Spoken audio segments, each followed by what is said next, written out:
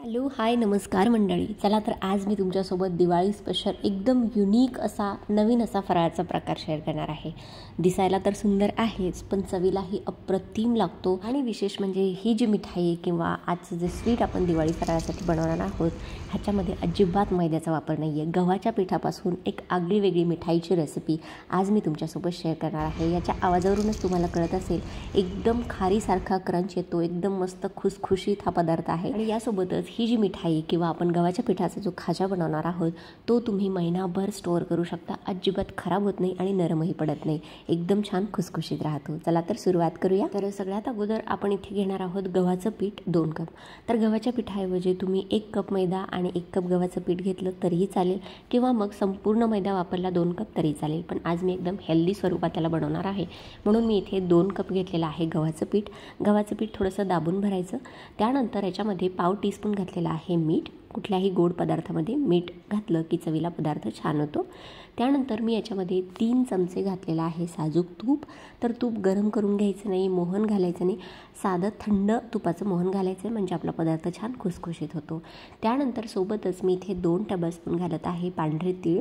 सफेद तीळ घातल्यामुळे मस्त एक छान खाताना क्रंच येतो आणि चवीलाही अप्रतिम लागतात हे खाजा. व्यवस्थितपणे सगळं साहित्य जसं की मीठ, पांढरे तीळ आणि तूप आपण या गव्हाच्या पिठाला अशा पद्धतीने चोळून लावून घेणार आहोत. म्हणजे व्यवस्थितपणे तूप अशा पद्धतीने चोळून लावलं की मग गव्हाच्या पिठाच्या कणाकणापर्यंत सगळं मोहन लागतं आणि आपला पदार्थ अजून जास्त खुसखुशीत व्हायला मदत होते. बघू शकता अशा पद्धतीने मूठ वळली गेली की याचा अर्थ असा समजायचा की आपलं मोहन व्यवस्थितपणे प्रमाणात पडलेलं आहे. त्यानंतर याच्यामध्ये थोडं थोडं क्वांटिटीमध्ये पाणी घालून आपण घट्टसर असा जसं पुरीसाठी पीठ किंवा कणिक भिजवून घेतो त्याच पद्धतीची कणिक इथे मळून घ्यायची आहे. एकदम खूप जास्त पातळ किंवा सैलसर कणिक मळायची नाही, थोडीशी घट्टसरच मळायची आहे म्हणजे पदार्थ छान कुरकुरीत राहायला मदत होते. तर अशा पद्धतीने कणिक मळून घेतलेली आहे. बघू शकता व्हिडिओमध्ये दाखवल्याप्रमाणे तुम्हाला कळतच असेल थोडंसं घट्टसर असं मी इथे कणिक मळून घेतलेलं आहे.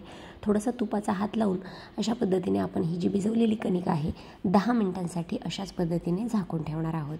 जोपर्यंत पीठ इथे मुरतं आहे तोपर्यंत आपण याच्यासाठीचा एक साठा तयार करून घेणार आहोत. त्यासाठी मी इथे 2 चमचे घेतलेलं आहे गव्हाचं पीठ. याऐवजी तुम्ही मैदा घेऊ शकता किंवा मग कॉर्नफ्लॉर घेतलं 2 चमचे तरीही चालेल. त्यानंतर ह्याच्यामध्ये 2 चमचे घातलेलं आहे मी साजूक तूप आणि व्यवस्थितपणे याला छान अशा पद्धतीने 2 ते 3 मिनिटांसाठी फेटून घ्यायचं आहे. आज मी गव्हाचंच पीठ वापरलेलं आहे. याऐवजी तुम्ही सांगितलं तसं 2 चमचे मैदा, 2 चमचे तूप किंवा मग 2 चमचे कॉर्नफ्लॉर आणि 2 चमचे तूप घेतलं तरीही चालेल. त्यानंतर हा साठा जो आहे तो तयार आहे. आता आपण याला बाजूला ठेवून देऊया. तोपर्यंत आपण इथे चासणी तयार करून घेणार आहोत. साखरेचा पाक तयार करण्यासाठी मी इथे 1 कप साखर घेतलेली आहे. त्याच्यामध्ये आपल्याला 1 कपच पाणी घालायचं आहे. तर आपल्याला आज अजिबात 1 ताराची चाचणी किंवा 1 तारवाली चाचणी लागणार नाही आहे. सिंपल आपल्याला जशी आपण गुलाबजामुनसाठी चाचणी तयार करतो त्याच पद्धतीचा साखरेचा पाक बनवायचा आहे. फक्त साखर आपल्याला पाण्यात विरघळून घ्यायची आहे आणि 1 ते 2 वेळेस छान या पाकाला उकळी काढून घ्यायची आहे. 1 ताराची चाचणीची अजिबात इथे गरज नाही आहे. तर बघू शकता साखर आणि पाणी व्यवस्थितपणे मिक्स झालेलं आहे. आता याला मस्तपैकी उकळीसुद्धा आलेली आहे. तर हा पाक कसा चेक करायचा? खरं तर चेक करण्याची गरजच नाही आहे. 2 ते 3 उकळ्या काढून घेतल्या कारण आहे तर 1 तारची चाचणी तयार व्हायला वेळ लागते. फक्त हातावरती थोडंसं तेलाचं टेक्स्चर जसं असतं, तेलकट हातावर आपण घेतल्यानंतर जसं फील होतं तशा पद्धतीची थोडीशी स्टिकी अशी चाचणी तयार आहे. अजिबात 1 तारची गरज नाही आहे. जशी आपण गुलाबजामुनसाठी चाचणी तयार करतो त्याच पद्धतीची आता ही चाचणी तयार आहे. गॅसची फ्लेम बंद करूया. तोपर्यंत आपलं जे पीठ कणिक आपण मळून ठेवलेलं होतं ते सुद्धा छान मुरलेलं आहे. 10 मिनिटच आपण याला साईडला ठेवून दिलेलं होतं. एकदा अशा पद्धतीने अजून एकदा मळून घेणार आहोत आणि त्यानंतर पोळपाटावरती आपण याचा मस्त असा लांबट अशा पद्धतीचा रोल तयार करून घेणार आहोत.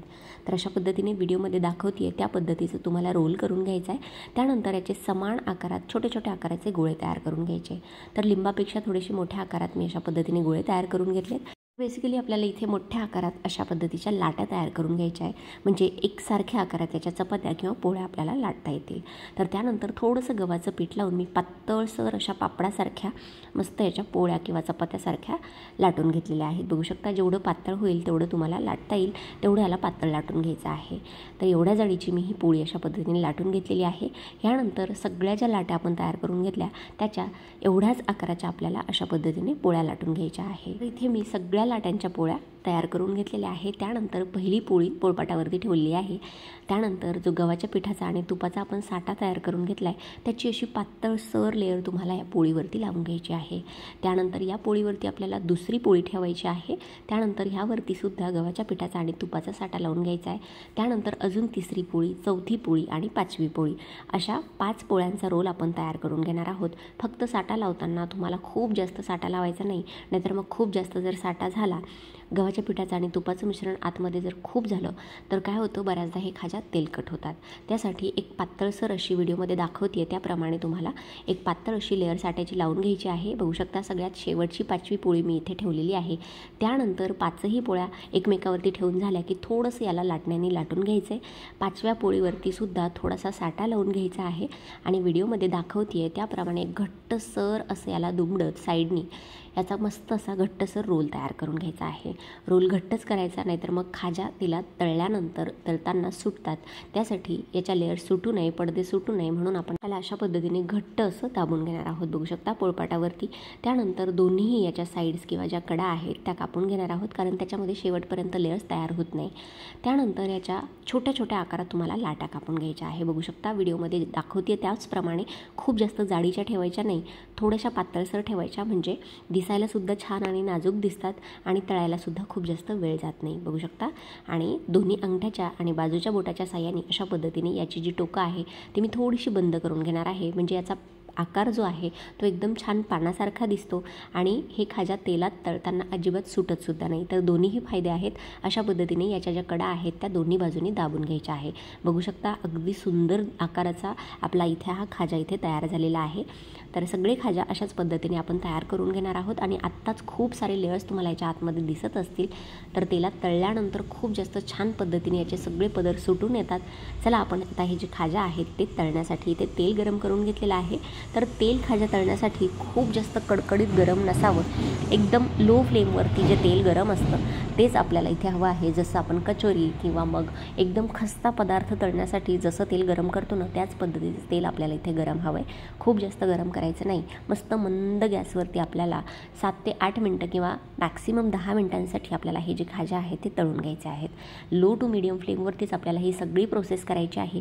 जेवढं लो फ्लेमवर, मंद फ्लेमवरती तुम्ही हे जे खाजा ते तळून घ्याल, एकदम छान खुसखुशीत होतात, फ्लेकी होतात, खारीसारखं टेक्स्चर याला येतं. आणि सुरुवातीला अजिबात याला चमचा किंवा झारा लावायचा नाही. मस्त हलकासा गोल्डन कलर आला की मग बघू शकता 10 ते 12 मिनटं ही जी मी खाज्याची बॅच आहे ती तळून घेतलेली आहे.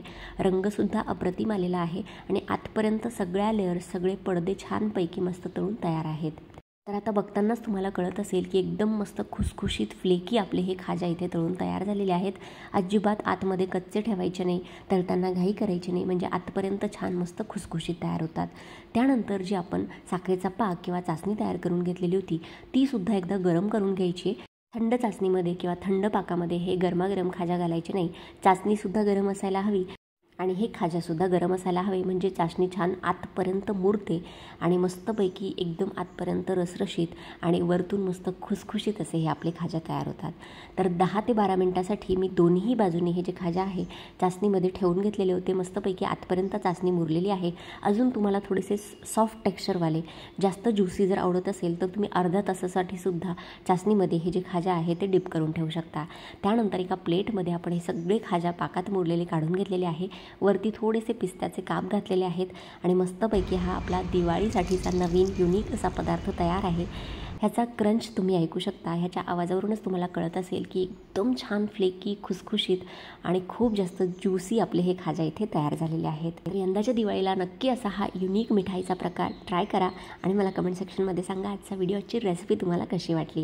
व्हिडिओ जर मनापासून आवडला असेल तर मनापासून एक लाईक करा, शेअर करा आणि असेच नवनवीन व्हिडिओ आपल्या चॅनलवरती बघण्यासाठी चविष्ट महाराष्ट्र आपल्या मराठी यूट्यूब चॅनलला सबस्क्राईब करायला सुद्धा विसरू नका. चला भेटूया अशाच एखाद्या नवीन व्हिडिओसोबत. तोपर्यंत धन्यवाद. Thanks for watching. Take care. Bye bye.